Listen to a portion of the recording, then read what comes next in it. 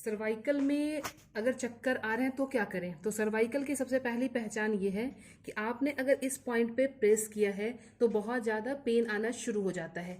ये सबसे पहले आप अपने हाथों से, आपने अपने हाथों को लिया अपोजिट डायरेक्शन में, इस तरह से आप दबा के देखें। अगर आपकी नसें यहाँ पे दबने से दुख रही हैं तो इसका मतलब आपको सर्वाइकल की शुरुआत हो गई है। और चक्कर आना, जैसे इनको चक्कर आ रहा है, तो चक्कर आने का मतलब है कि इनके इस पॉइंट को भी इफेक्ट हो गया है, C1 C2 C3 पॉइंट पे भी इफेक्ट आ गया। अगर आप गौर से देखें तो इनके ये हम्प बन गई है, यानी C6 C7 के पॉइंट पे हम्प है, यानी इनको सर्वाइकल रीजन पूरा ही इनका डैमेज हो चुका है। यहाँ की मांसपेशियां जो है, यहाँ की नसें जो है कंप्रेस हो चुकी हैं, क्योंकि इनकी शिकायत है कि इनको चक्कर आ रहे हैं और हाथों में पेन भी जा रहा है।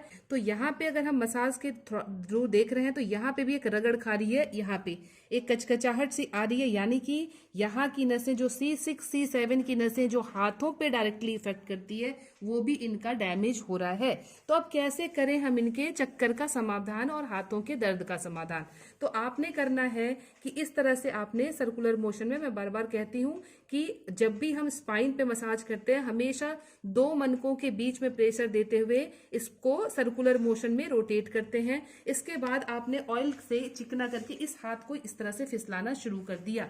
यहां से जब फिसलाएंगे जो नस में ब्लॉकेज आ चुकी है, ये यहाँ पे रगड़ खा रही है, मेरे हाथों पे एहसास हो रहा है। ये जब बारी बारी से 8-10 सेटिंग जब हो जाती है इसकी, ये धीरे धीरे नसें जो है पूरी की पूरी खुल जाती हैं और धीरे धीरे आराम आना शुरू हो जाता है। अब इस हम्प का क्या करें, तो जब आप इस तरह से इसकी मसाज देंगे, यानी यहाँ के मसल्स को आप रिलीज करने की कोशिश करेंगे, तो धीरे धीरे ये भी मसाज से जो यहाँ की नस खुलती जाएगी, ब्लॉकेज जब हटता चला जाएगा तो ये अपने आप हम्प जो है वो कम होता चला जाएगा और रिलैक्सेशन मिल जाएगी आपकी स्टिफनेस में।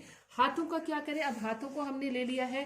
हाथों को लेने के बाद इस पॉइंट पे अच्छे से मसाज करेंगे इस पूरे चैनल को, यानी ये जो लकीर जा रही है, ये जो रीजन है, ये पूरा सर्वाइकल से इफेक्टेड होता है। तो आपने हाथों पे ऑयल लगा के इस तरह से अच्छे से आप इसको फिसलाते हुए, थोड़ा सा प्रेशर अप्लाई करते हुए, अगर इस तरह से भी मसाज अपने हाथों से भी कर लेंगे तो भी आपको थोड़ा सा रिलैक्सेशन हो जाएगा। और ध्यान रखें, इनिशियल फेज में अगर आपने अपने लक्षणों को पहचान लिया और करने की कोशिश कर ली आपने घर में, तो शर्तिया आप अपने आप उसके देखभाल कर लेंगे। लेकिन एक स्टेज के बाद जब ज्यादा बिगड़ जाएगा तब आपको थेरेपिस्ट के पास जाने की जरूरत है, तब आप वहां जाएंगे जरूर। अब इसके बाद क्या करें, हम आसन क्या करें, इसमें आपको भुजंग आसन जो है सबसे इफेक्टिव होता है। आपने हाथों को अपने चेस्ट से लगा लिया और आगे के पार्ट को इस तरह से उठाया।